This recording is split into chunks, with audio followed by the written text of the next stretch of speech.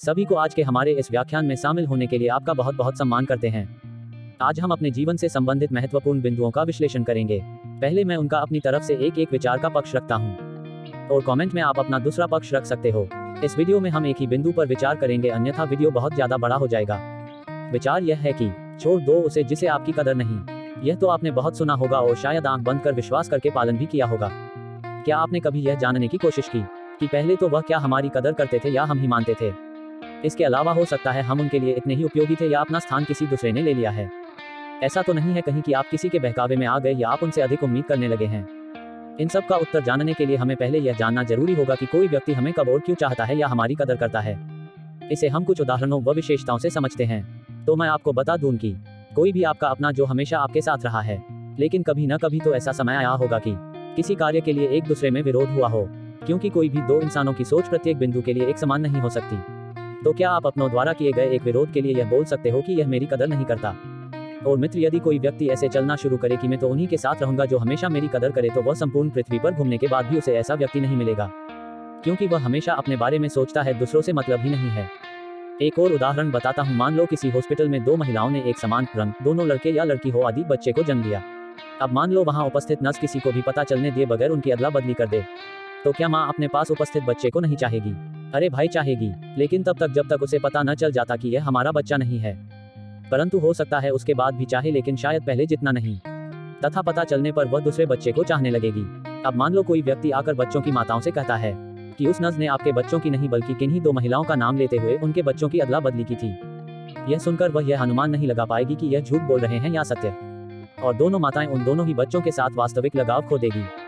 अब बच्चे इस भिन्न व्यवहार को देखकर कहेंगे, माताएं हमारी कदर ही नहीं करती, जबकि एक तो उनकी वास्तविक माँ है तथा एक ने उनका पालन पोषण किया है, अर्थात दोनों ही माँ कहलाएगी।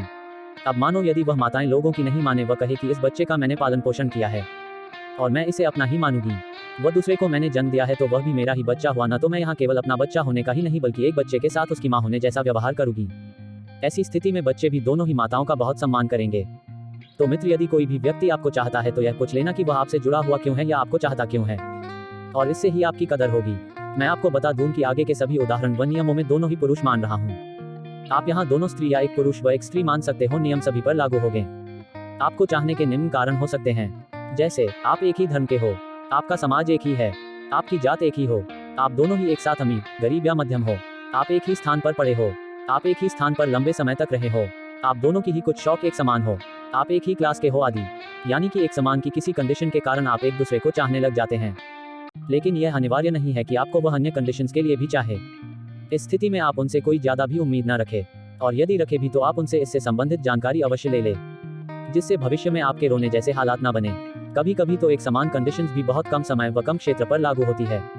जैसे एक सामान्य परीक्षा देते समय पहली बार मिले व्यक्ति से भी दोस्त जैसा व्यवहार करते हैं, जबकि एक कंपटीशन परीक्षा में यह खो देते हैं। कुछ ऐसी कंडीशंस भी है जो एक समान न होते हुए भी हम किसी को चाहने लग सकते हैं व कोई हमें। जैसे कोई आपको पूरी तरह से नेग्लेक्ट करे तो वह आपको बहुत अच्छे लगने लग सकते हैं। यहाँ आप यह तब तक नहीं बोल सकते कि वह मेरी कदर नहीं करता, जब तक वह यह जानते हुए भी कि आप उन्हें चाहते हैं आपको महत्व न दे। और आपको बता दूं कि इस कंडीशन से बच के रहना, क्योंकि यह कई बार पक्ष में आ जाती है और कई बार विपक्ष में। इसमें आपकी कदर को लेकर अजीब सी विशेषताएं हैं। जैसे इसी स्थिति में यदि आप कहो कि मैं उसे चाहता हूं फिर भी वह मेरी कदर तो नहीं करता बल्कि मेरे में कमियां और निकालता है, लेकिन यह कहानी चंद सेकंड में बदल सकती है। इसके लिए आपको यह बताना होगा कि मैं आपको चाहता हूं। इस कथन से या तो वह इंसान पूरी तरह से आपके पक्ष में आ जाएगा या विपक्ष में चला जाएगा। अंत में मैं आपको बता दूं कि यदि कोई व्यक्ति आपको किसी एक समान कंडीशंस के कारण चाहता है या आपकी कदर करता है, तो वह व्यक्ति असमान कंडीशंस आते ही आपको चाहना व कदर करना कम कर सकता है या बंद कर सकता है। लेकिन यदि आप किसी से पूछो कि आप हमें क्यों चाहते हो, तो वह कहे कि पता नहीं, यानी कि उनकी चाहत कंडीशंस पर नहीं टिकी हुई। आगे से कभी भी किसी से भी मिलते समय आपसे उसके मिलने की कंडीशंस जांच लेना व उसी के अनुरूप उनसे उम्मीद करना, वरना नुकसान भोगने के लिए तैयार रहना। आप मेरे विचारों से सहमत हैं तो वीडियो को लाइक कर देना व चैनल को सब्सक्राइब कर लेना। आगे के वीडियो में हम अन्य बिंदुओं पर विचार करेंगे। थैंक्स।